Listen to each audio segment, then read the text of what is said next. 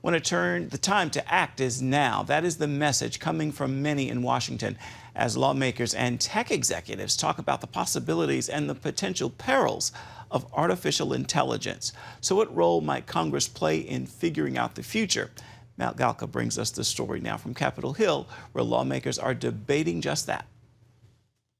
Part of the urgency comes from the rise in AI programs and their uses in everyday life, and lawmakers' desire to get out in front of the technology before it becomes too powerful to harness.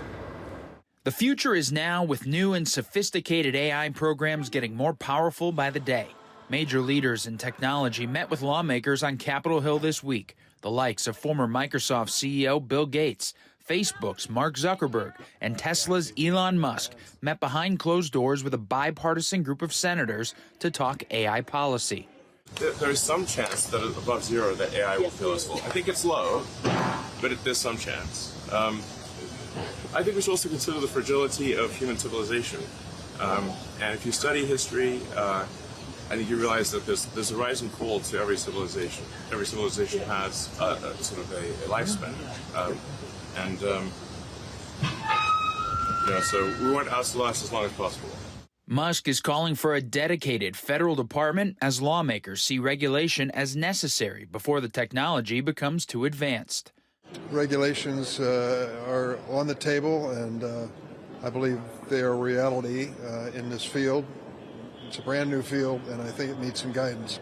Huge opportunities, curing cancer, education, and huge risks. And I think that was the big tension. Risks that people are talking about, civilization-sized risks.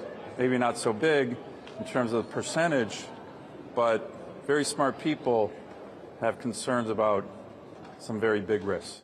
The risk could include manipulating technology to create fake video or audio, what's known as a deep fake, for nefarious purposes, with the potential to do anything from harming someone to influencing an election.